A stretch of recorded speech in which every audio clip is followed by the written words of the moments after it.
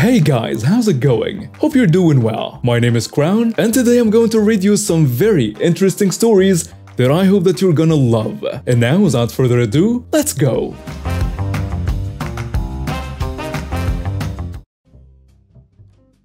I had gone to America to spend Thanksgiving with my partner's parents.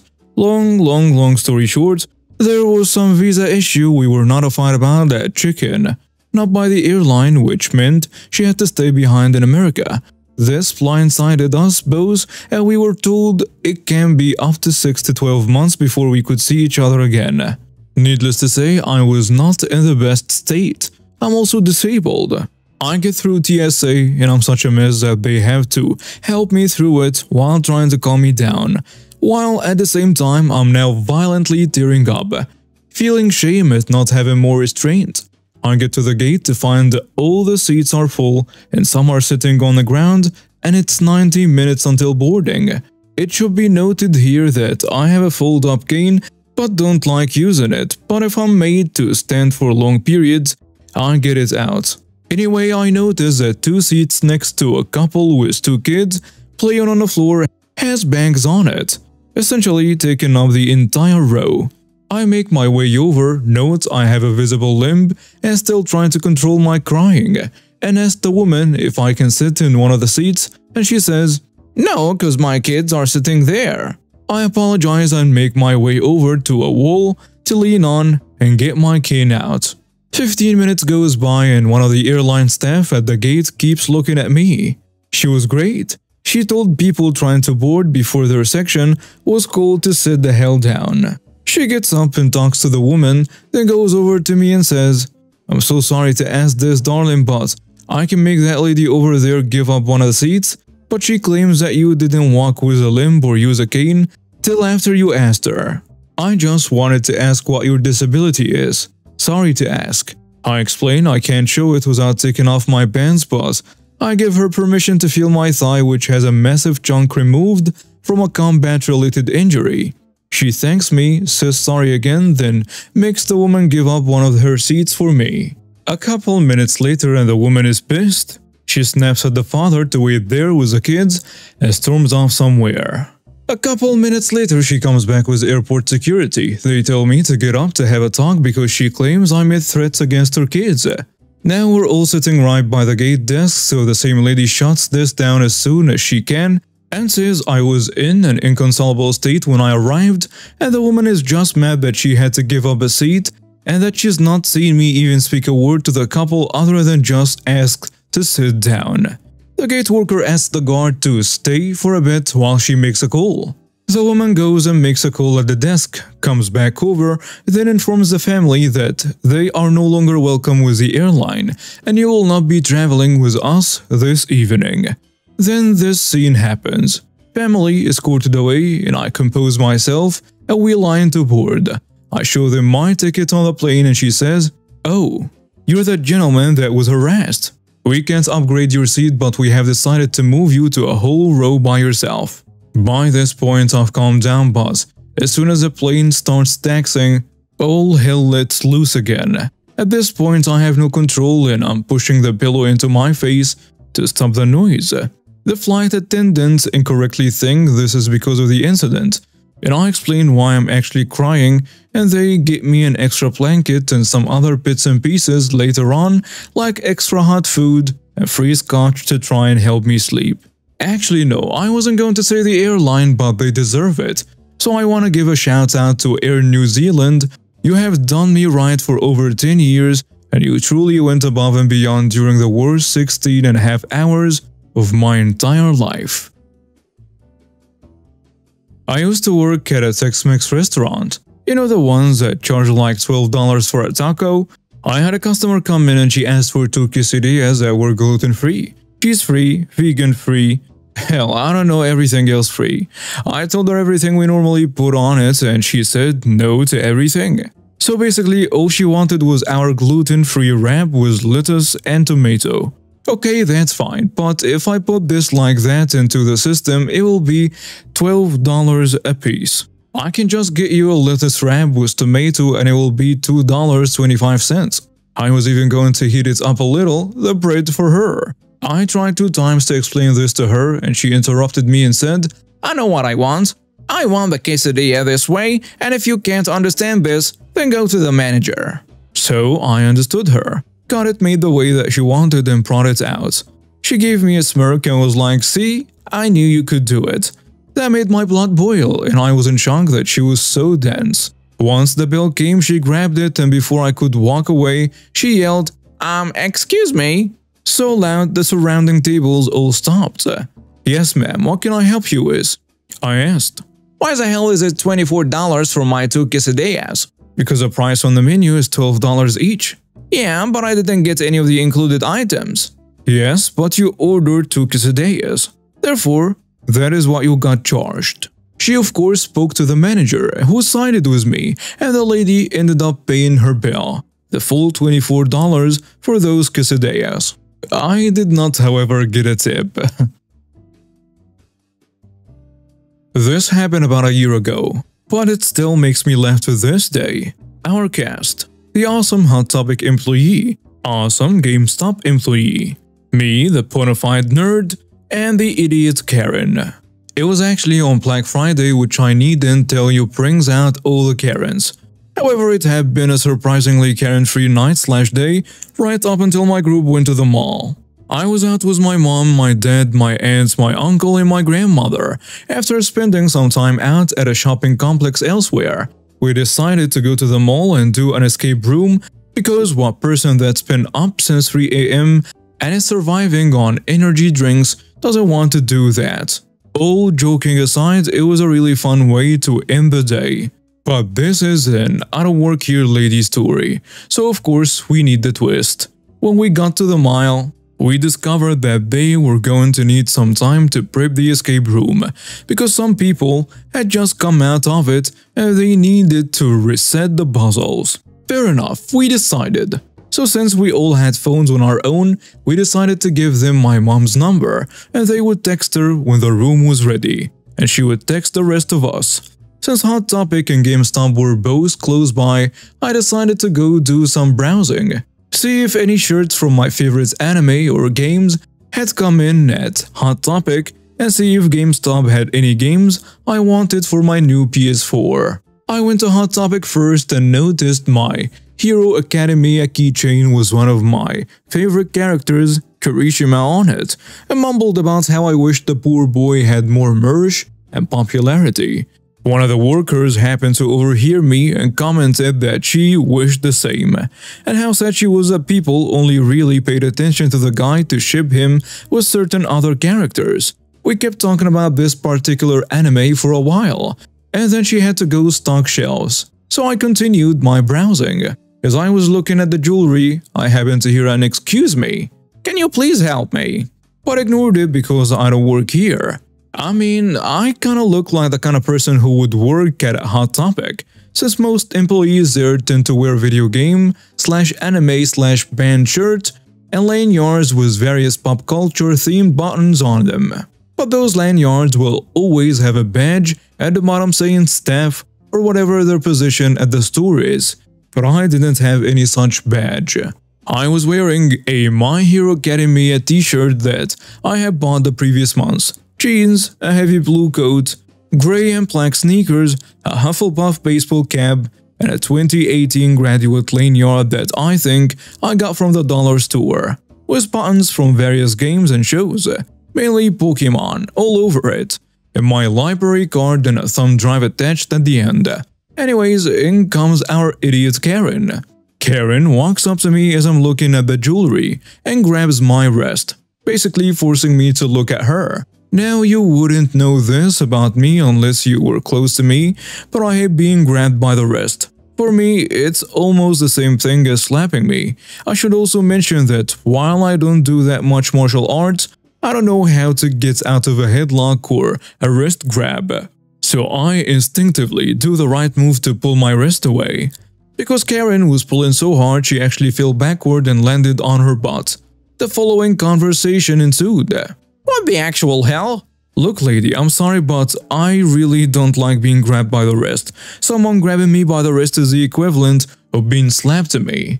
And besides, you really shouldn't grab people by the wrist anyways. because something like this or worse could happen.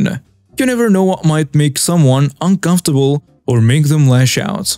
Well, it's your fault for not helping me. I swear, freaking millennials these days. Me suddenly realizing how I'm dressed and how she might have made a mistake.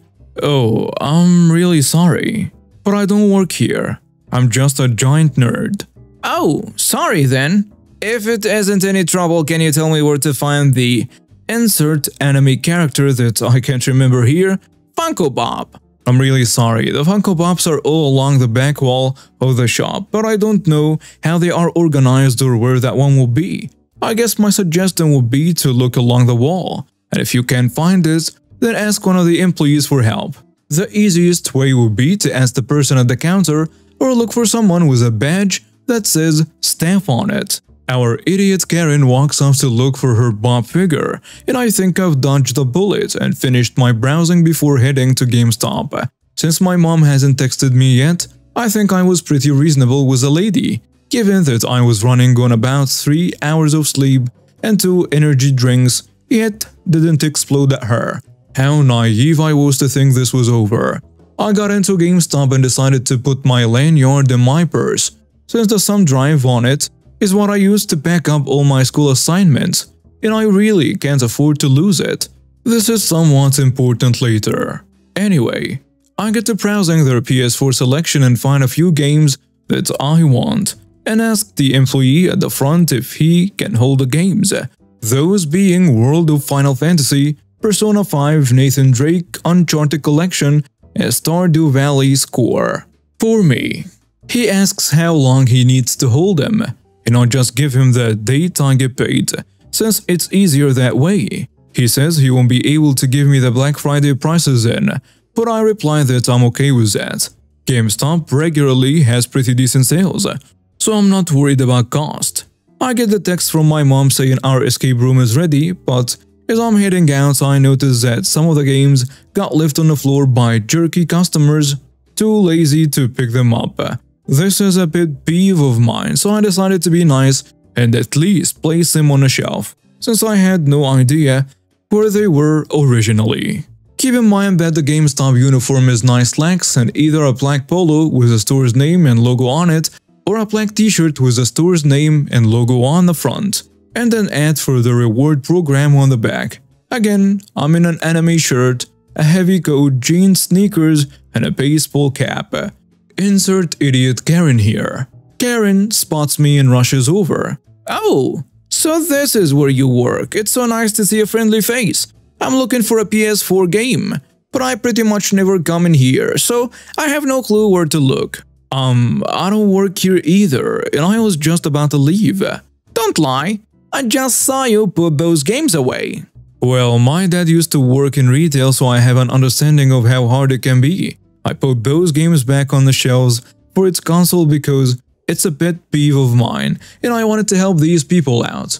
I'm serious, I really don't work here. Stop lying to me. You weren't being nice, you were stocking shelves. Me remembering the Princess Pride as a GameStop employee comes over and channeling my inner Weasley. I'll speak slowly and use small words so you'll be sure to understand. Karen, I don't work at GameStop. I don't work at Hot Topic. I'm just a huge nerd. Thank God for the employee because I was about to lose it on this witch. He asks, what seems to be the problem here, ladies? This employee is refusing to help me, and lying about not working here. I know she works here because I saw her putting games away. I demand to speak to your manager. Ma'am, I can confirm that she doesn't work here, nor has she ever. She shops here regularly, and she helps us pick up items that got put away in the wrong places. But she's not an employee, nor has she ever been. Stop defending her. I want to speak to your manager about both of your behaviors. Very well, ma'am. I didn't understand why the employee was doing this, until she pulled the coolest move I've ever seen at a GameStop, and walked 3 steps away, turned around, and then came back. Hi, I'm X, and I'm the manager here. I believe you had a complaint about a customer being honest and saying she doesn't work here.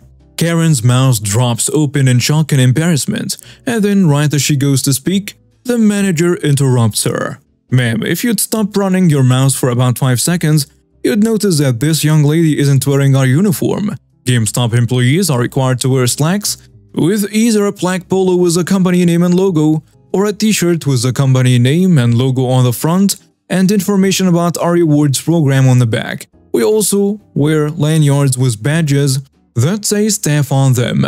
This young lady is wearing a bright green shirt with an anime character on it, jeans, and no lanyard. She doesn't work here. Well, she had one earlier when she was at Hot Topic, I say, which I took off because I didn't want to be mistaken as an employee again. I basically use it to hold my keys, library card, and flash drive. It's not part of my work attire. I am an office worker, and I don't work at GameStop, and I don't work at Hot Topic.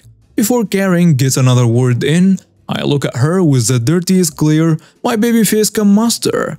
Me once again channeling the Princess Pride. Hello Karen, my name is OP. You killed my mood. Screw you.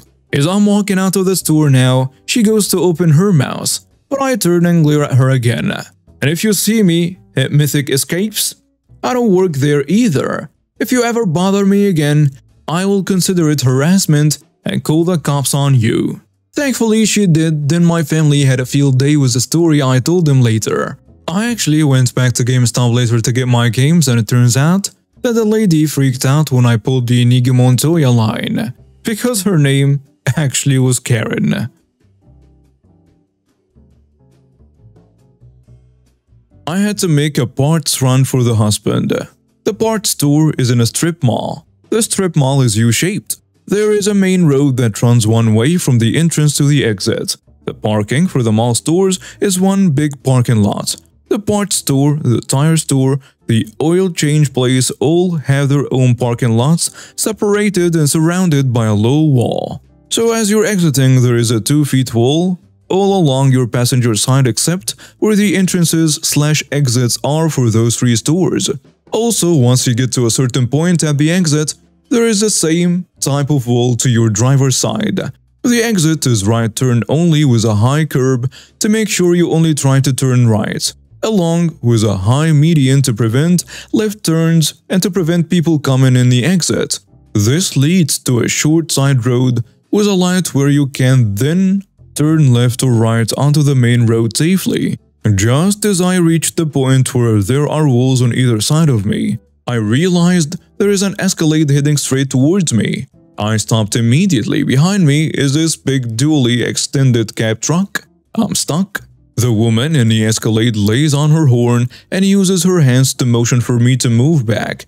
I throw my hands up in the air as if to say, where am I supposed to move to? We sat there for several minutes with her continuing to lay on her horn. I can see in my mirror the guy in the dually just shaking his head.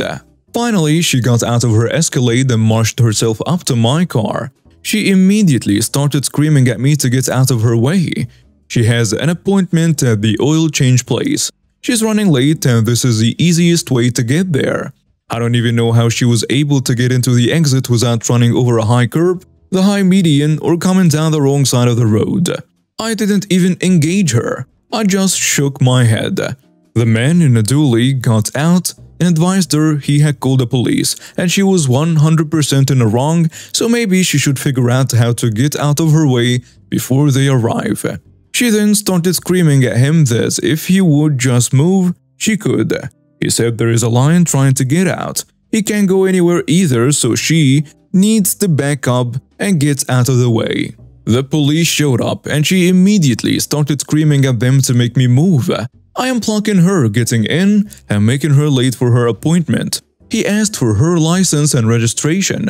He also asked her to please stay inside of her vehicle, and meanwhile other officers have shown up and are directing traffic back through the lot to allow others to exit through the entrance and allow others to enter.